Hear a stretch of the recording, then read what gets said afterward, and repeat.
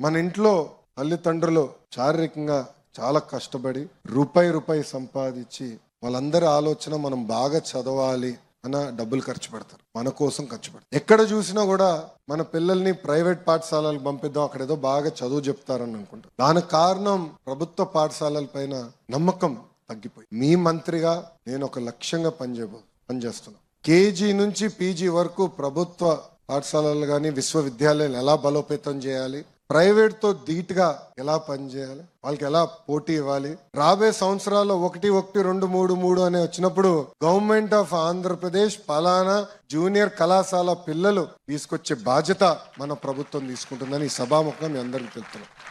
ఇది నేను సాధించాలంటే మీరందరూ భాగస్వామ్యం అవ్వాలి. ఇప్పుడున్న మీరందరూ బాగా చదవాలి. నేను కూడా ఇంటర్ చేశా.